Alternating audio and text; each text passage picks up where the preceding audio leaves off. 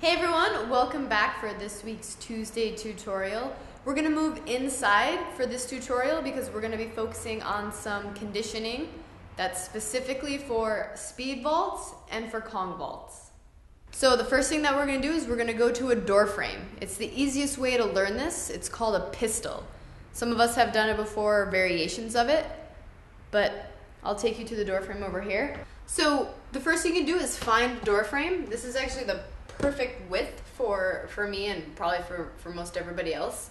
What you're going to want to do is grab it about, well, you can slide your hands up and down depending on how comfortable and how strong you are. But the first thing you're going to do is just put your leg out like this. I'm going to do it on my left leg first. You're going to hold on to the door frame and you're going to lean back slightly. Okay? Your goal is to keep your leg off the ground. Keep your foot flat the entire time, which means you're going to have to sit back and keep your leg bent at a 90-degree angle. So here's one. I'll show you slow. So you go down as far as you can go. Notice how I'm actually holding onto the door because I'm just not that strong enough yet. And come right back up. Okay. Now, these are pretty difficult and you want to go nice and slow with them. And you want to do about, let's see, about 6, and then do that maybe 2 to 3 times, reps. So, because you will feel it. You'll feel it right in your glute when you're done, and you'll start to feel really tired. And eventually what you can do is, once this starts to get really comfortable, you can almost do it without the assistance of the door frame. You can kind of go down first, then hold on, then come up and let go. So you're not relying fully on your arm strength. And then eventually you can come out here, maybe with the support of the wall or a bench, and hold on to your foot, and go down and up. But I'm not strong enough yet, so. All right, so that's the first one. Those are called pistols. And just remember, make sure that you're going at a 90-degree angle, your heel is not coming off the ground.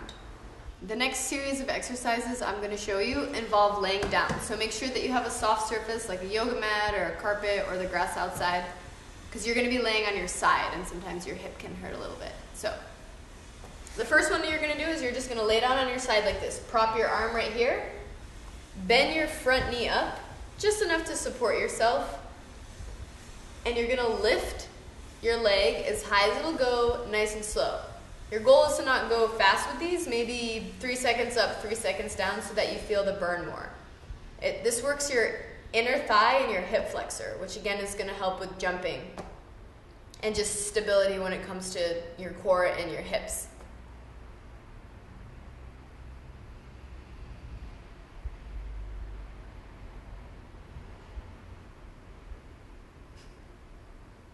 All right, so you can probably do between 12 and 15 of these, and then 3 sets of them.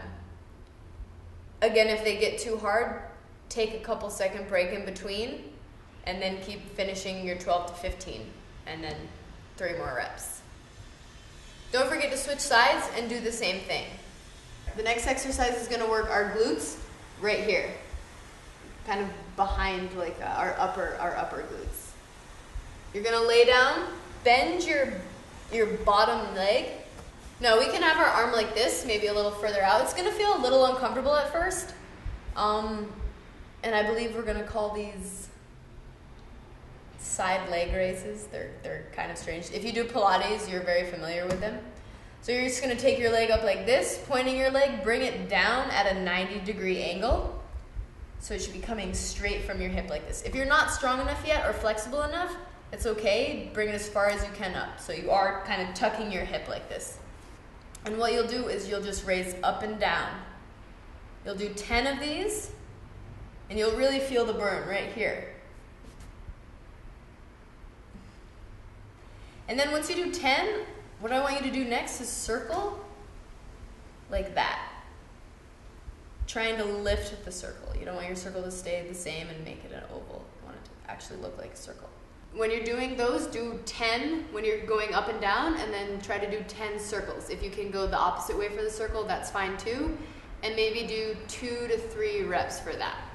So the next exercise that we're going to do is called skiing. It's a form of quadrupedal movement, and it helps strengthen our triceps and also our shoulder area. And just kind of gives you more of an idea of the balance that it kind of takes to do a speed vault with, you know, leaning over your arm and having that awkward feeling. So we're just going to keep our yoga mat here. And what you do is you squat down like this, and you're going to be leaning to the side as you lift your legs up, keeping your knees together. So it's like you're in one motion, and your goal is to kind of almost do like half figure eights.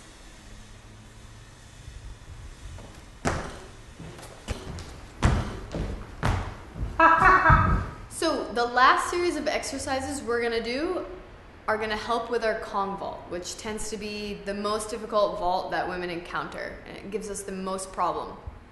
You need a very strong core, and you also need to be able to understand how to get your hips up above your shoulders at some point during the Kong vault. So we're gonna be doing little baby Kongs. Now, we're gonna just be doing them on a flat surface.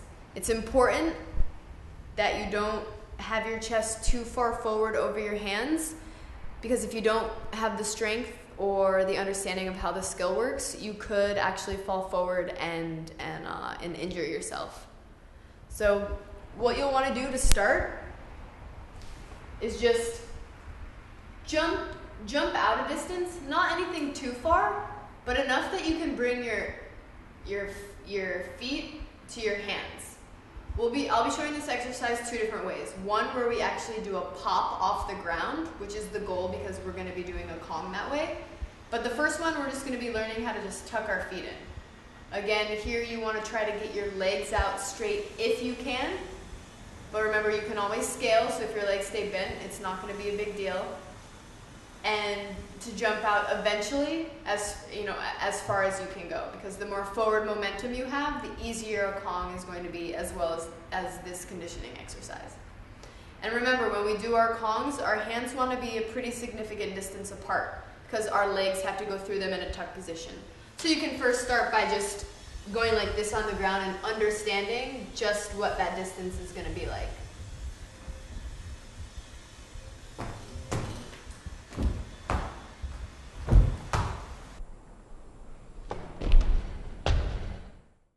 Okay, so the next exercise we're going to do that's going to help with our Kongs is going to teach us how to basically block off of the vaulting object.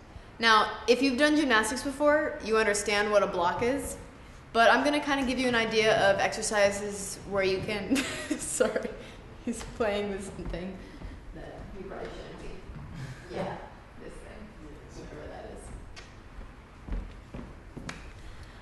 I'm going to give you some exercises to work on that actually help you accentuate the block and to understand it in a manner that you might not when you actually get to doing the Kong, because that's what a lot of people don't understand yet, is to block off the vaulting block. So you'll actually just want to get to a wall. Your feet can be shoulder width apart, together, it doesn't really matter. But what you want to do here is just practice going like this with your body. Like you're going to be blocking off the wall. Now it's not a huge block when we do a Kong vault, and our arms are going to be here, so it'll be a little bit different. But this will give you an idea of the feeling of blocking and pushing yourself away. So your arms will stay straight. You'll kind of go like this with your shoulders. See how it looks like I'm like pushing them backwards. And then I'll push against the wall. You don't push first and then try to do that. And you don't go like this. You don't bend your arms and then push. It's here, come in, and then push away. It's like this. Even just working this exercise, though you look foolish, is actually going to help you when you start learning like more advanced skills, like a Raiden. A Raiden, you block off the wall. A Raiden is where you do this and then a front flip. So then, when you feel comfortable with that, you can move to the floor to a plank position. You can start here, and using the same movement with your shoulders, you can come here and start blocking off the ground. If you want to as well, you can start learning how to go up onto objects. So you can block up onto this and also off of it. This right here is pretty high for someone who's a beginner, especially if you don't have the core and arm strength yet. You can start first by coming down and start here. Popping down. Now this is your core, so you're gonna be popping up a lot too. Obviously I've been my arms there, but. So we just learned how to do that block off the ground. Now we're gonna actually combine it with the first mini Kong that we were doing along the ground. We're gonna actually be popping off of our hands, blocking off the floor when we do this Kong, because when we're doing an actual Kong over the vault, you wanna have that forward momentum. You're gonna get stuck on top of the vault, possibly even your feet in front of it, if you don't have that momentum going forward and the block. So again, like I said, get those hips up, jump out, you know, a pretty good distance, trying to keep your legs straight if you can. And then you're gonna pop, bring your feet past where your hands are. Remember, you're also going through the middle, so don't try to put your hands really close together.